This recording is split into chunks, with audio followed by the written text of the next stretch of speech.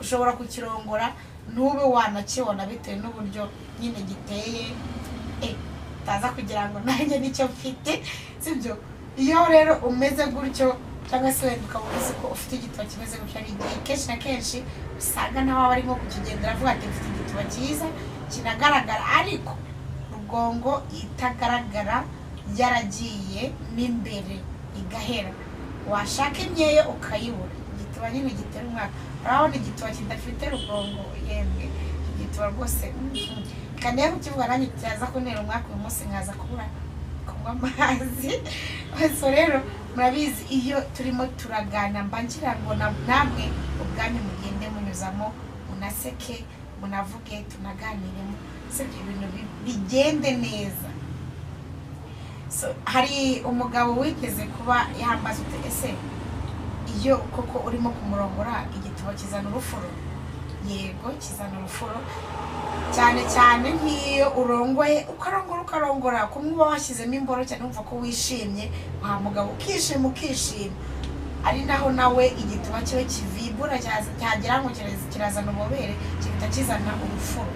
Wakuzana urufuro rero, urwo rufuro iyo ruje ntabwo ruza rufite impumuro nziza mu nzu. Ni kwa kundi murangiza gukora imibonano mpuzabitsina ugahita ushaka parufe cyangwa se deodora yawe ugatera mu nzu kugira ngo hazane impumuro nziza. Ibyo ngibyo biva kuri bya bindi by'ibifuro nyine biba byavuye mu gitsina kitari no guhumura neza. Icyo gituba nyine cy'igikono niko kiba giteye.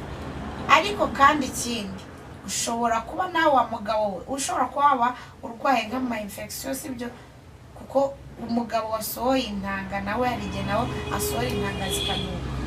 Ntabwo aho ngaho ushobora kugitindaho kuko nawe ashobora gusohora intanga izihumure neza mu cyumba. Wajya kumva icyumba mugafungura amadirishya ugafungura imiryango kugira ngo hazemo impumuro nziza. So rero aho ngaho iyo turimo turavuga ko icyo gituba ushobora kuba wakigengesera kugira ngo ukirongore, umugore rwose jya ubanza mbere umwoze ufata amazi umene ku gituba cyoze neza n'undi, ariko niho hahandi uko wakimenaho amazi kose icyo cya kimwe n'undi kirongera kisubire kizane rwa rufuro. Igituba rero kizana urufuro twebwe mu muco wacu urabona tuba tuzi ko gitera umwaka ubundi. Ku mugore ugifite ntabwo aba agomba no kwinjira mu bandi bagore, ntabwo rwose babikwiriye, kuko nimba uzi ko ufite icyo gituba kizana urufuro wajya kurongorwa ariko nabwo ntugacibwe. Nawe uri umuntu sibyo, ntabwo wacibwa ngo kuko ngo urongorwa mukazana igifuro, ahubwo ujya kwivuza urebe ko rugongo izagaruka, kuko rugongo buriya ifasha cyane umugore.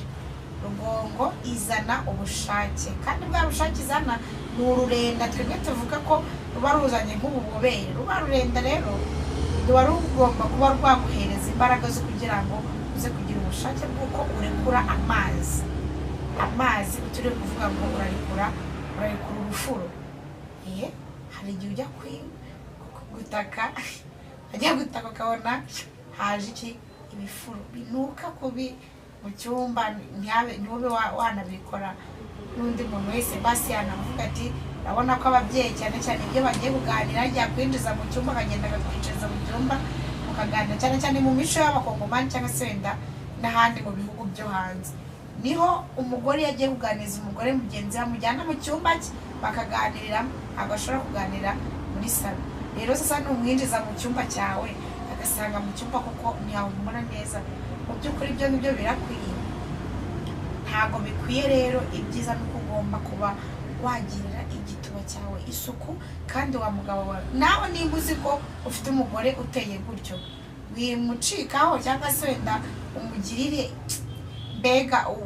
isesemi sibyo, mufate umujyane kwa muganga bajya bamutera imiti imufasha kugira ngo wenda azane ububere, urwo rufuro ruhagarare, kuko aba ari imisemburo y'umubiri wiwe n'igituba kiwe uko giteye. Cyane cyane akihata kuba yanywa amazi menshi, ikindi akaba yarya ibintu byerekeye n'imboga sibyo, ibintu bimeze gutyo biramufasha kugira ngo abashe kuba yagira itoto izira umuze sibyo. nyamuneka iyo turimo turaganira mbagira ngo dusobanukirwe neza tubashe no kuba twaganiramo. aho utasobanukiwe tera comment, aho wumva ko utameze neza twandikire kuri email yacu aho ngaho biba biriho, udusobanuze utubazo utese kuko ibi ngibi bibaho cyangwa se iki ngiki kibaho.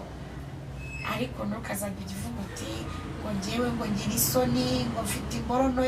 tubaze utubwire uti bimeze gutya tugusobanurire.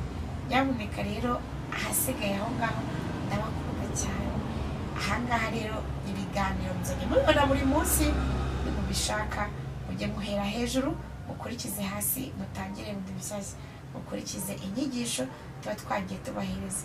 ikiganiro twari turiho rero twari tugira kugira ngo tumenye buryo ki ushobora kuba wabigenza. nimba umugore wawe umurongora akazana urufuro, ujyane kwa muganga umuhereze imiti, kandi ujye umuhatiriza kunywa amazi, umugaburire n'intungamubiri nyinshi. nujya kumurongora ugapfuka amaso cyangwa ugapfuka amazuru. ndabakunda cyane rero, ikiganiro cyo kiba kiryoshye, mba numva ntagenda, ariko ni amasaha cyangwa wenda n'igihe kiba kibiteye. ndabakunda cyane rero, subscribe ni ibintu by'ingenzi, like, comment, share. turabakunda cyane, bye bye.